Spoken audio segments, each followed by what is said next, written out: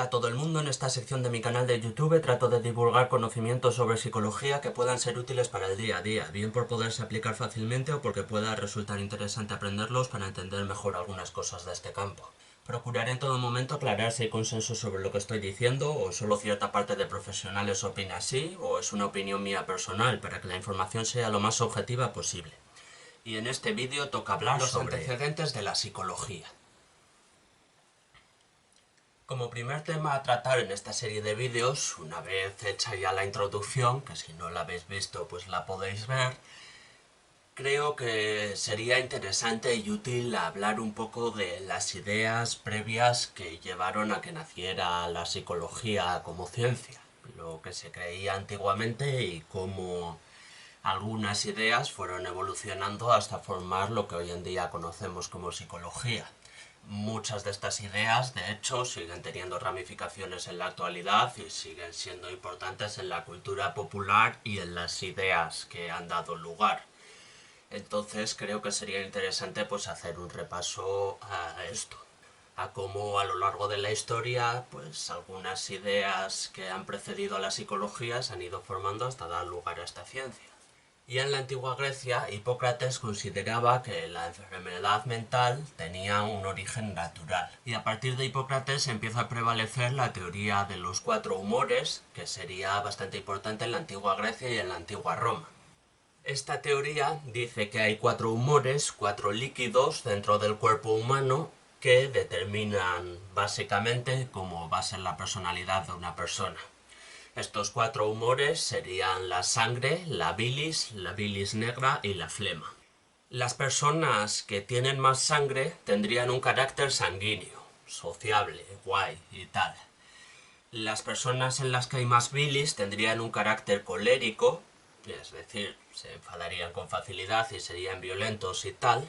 Las personas en las que predomina la bilis negra tendrían un carácter melancólico, tenderían a la melancolía, a la depresión, si queremos llamarlo así, ya que por supuesto en aquella época todavía no se distinguían los términos de melancolía y depresión.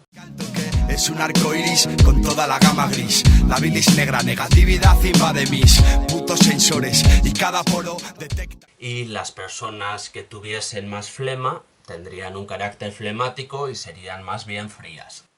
Por supuesto, esta teoría no tiene mucho sentido, pero bueno, dada la antigüedad que tiene, pues es significativa de su época y de hecho probablemente es mejor que las siguientes explicaciones a la enfermedad mental.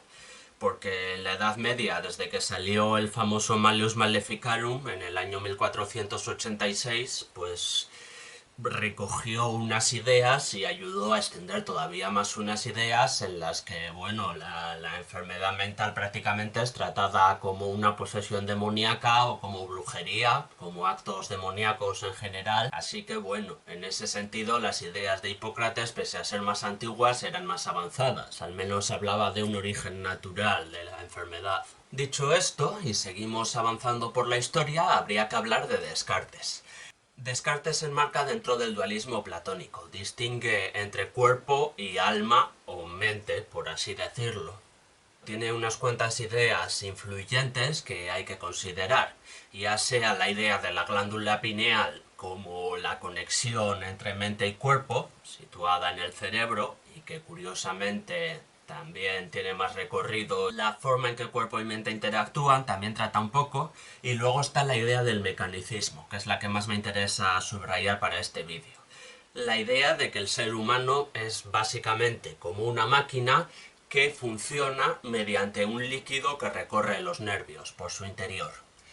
En realidad la idea no está tan desacertada. O sea, si sustituyéramos líquido por electricidad, estaríamos hablando de una idea bastante buena y bastante cercana a la realidad. Entonces, pues en ese sentido, Descartes, al crear el mecanicismo, al popularizar el mecanicismo, pues aportó unas ideas interesantes. De ahí habría que saltar a Julien Offray de la Mettrie, que seguiría las ideas mecanicistas de Descartes y profundizaría un poco más en ellas, aunque bueno, para eso su mejor idea era hacer vivisecciones, y las vivisecciones son un poco incómodas para quien las sufre, así que no se puede decir que fuera el culmen de la ética aquello, desde luego, ni las mejores ideas del mundo. Por otro lado, por lo menos la concepción medieval de la enfermedad mental como posesión demoníaca pues se empieza a superar un poco.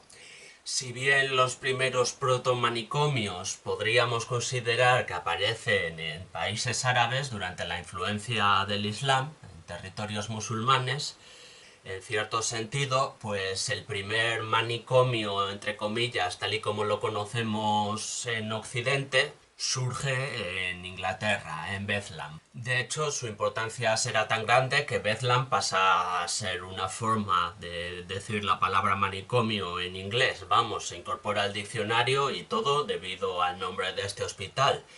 El hospital de Bethlehem también sale bastante, por cierto, en la novela Jerusalén, de Alan Moore. Es un dato que quizá no interese a mucha de la gente que estáis viendo este vídeo, pero bueno, es que después de tragarme ese tochazo que ocupa media estantería de ahí atrás, pues me veo obligado a subrayar que en Jerusalén tiene cierta importancia ese escenario.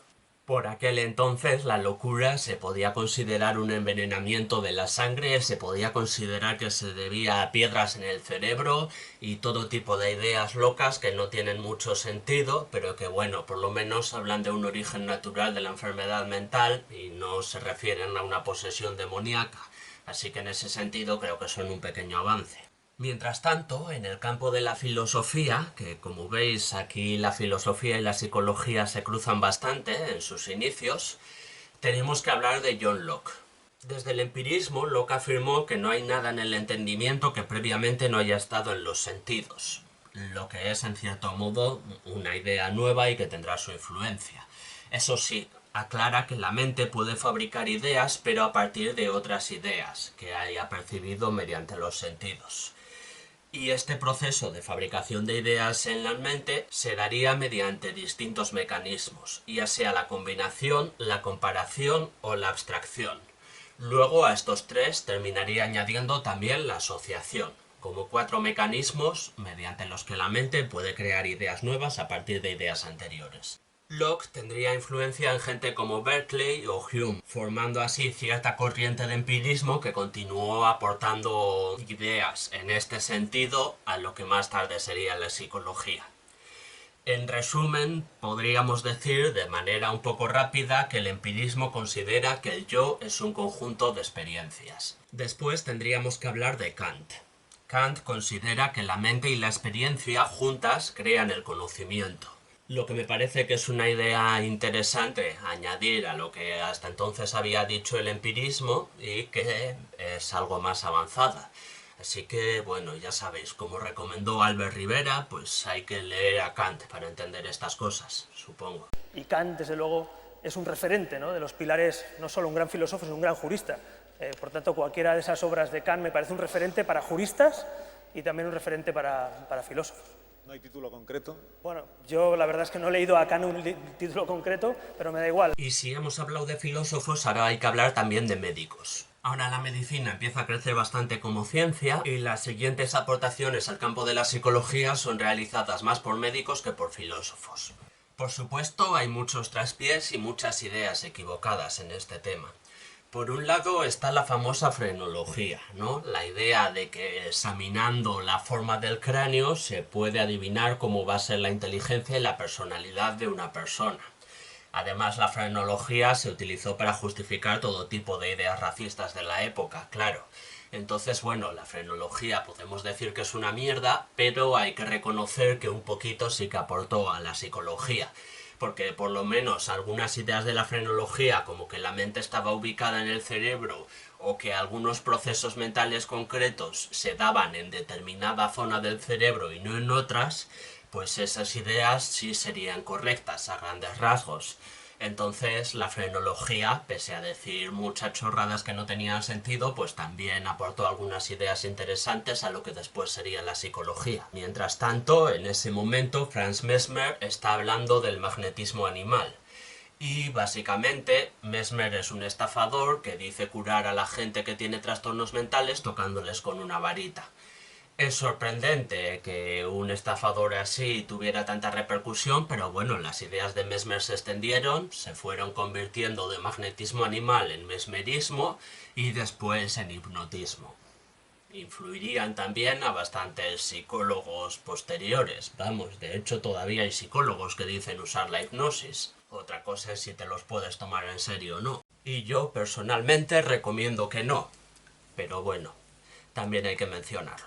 Otra persona importante que hay que mencionar por aquí es Philippe Pinel, al que se podría considerar el padre de la psiquiatría moderna.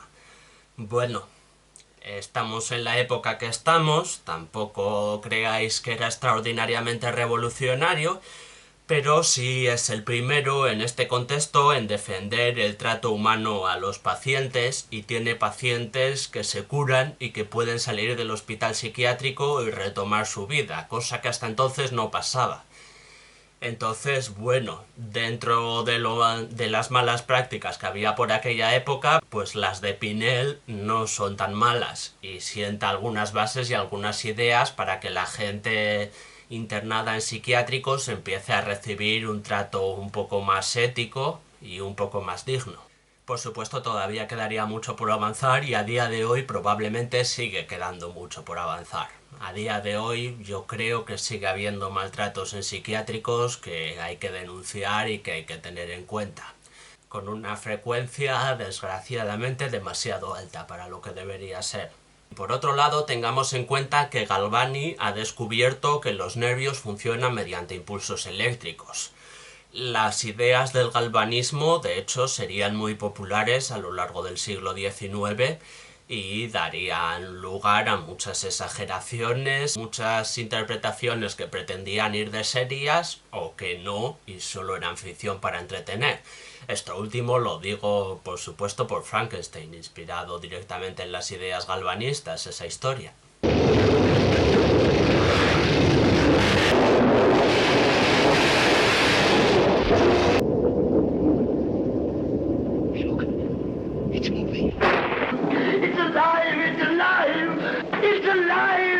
Y el caso es que después de Galvani tenemos que hablar de Helmholtz, que propuso que los impulsos nerviosos son más bien neuroquímicos. En ese sentido se aproximó bastante a la realidad, claro. O sea, básicamente el cerebro y el sistema nervioso funcionan con una mezcla de impulsos eléctricos y de neurotransmisores. Entonces tiene también ahí cierto sentido químico que Helmholtz acertó al describir.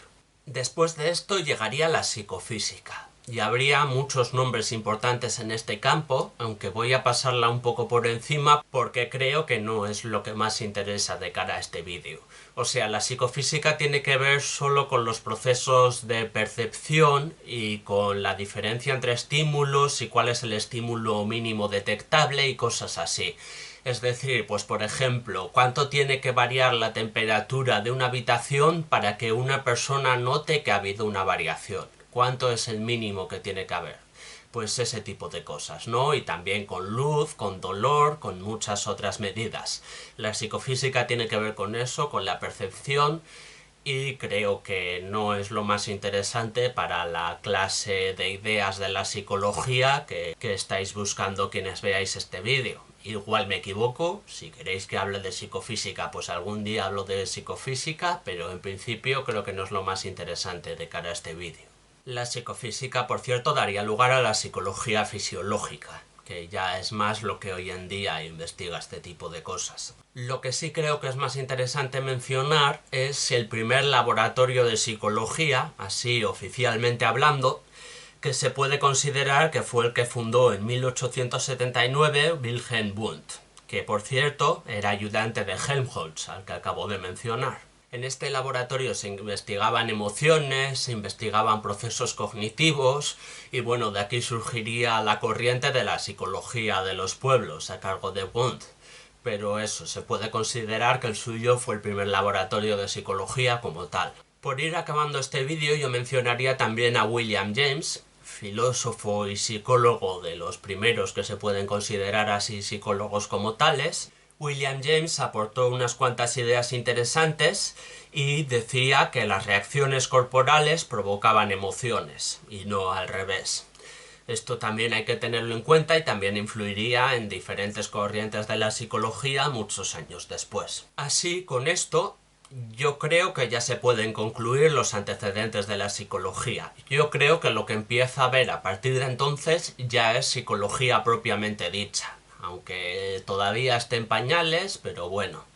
Lo que he contado hasta ahora en el vídeo creo que son las ideas que llevan a que surja la psicología tal y como la conocemos hoy en día. Durante los años siguientes pues habría muchas ideas absurdas en el campo de la psicología, no creáis. O sea, otra de las siguientes cosas en popularizarse fueron los test de inteligencia, que daban resultados malísimos porque no se tenían en cuenta factores ocultos y tal. Luego con la hipnosis también hubo mucha gente que trabajó. Pero bueno, lo que quiero subrayar es eso, que todas las ideas que he mencionado a lo largo de este vídeo pues fueron encaminadas hacia lo que hoy conocemos como psicología. Algunas de ellas todavía tienen influencia, todavía dan lugar a expresiones o a conocimientos de la cultura popular y he pensado que podría ser interesante para gente que no esté metida en la psicología pero que le interese un poco el tema. Y ahora sí concluye el primer vídeo de esta serie de psicología para el día a día. Este ha estado centrado en ideas de la cultura popular y tal. Habrá más vídeos centrados en cultura popular, otros sin embargo estarán más centrados en técnicas o en consejos que se puedan aplicar al día a día. Como digo, habrá un poco de todo. Así que eso, si os apetece comentadme qué os ha parecido este vídeo, qué os parece esta nueva sección, si creéis que puede llegar a ser interesante, etc. Sabéis que aparte de esta sección tengo muchas otras y muchos otros vídeos sobre temas muy diversos porque este canal es muy variado, así que también podéis ver esos vídeos si queréis y si no queréis, pues nada, haced lo que queráis.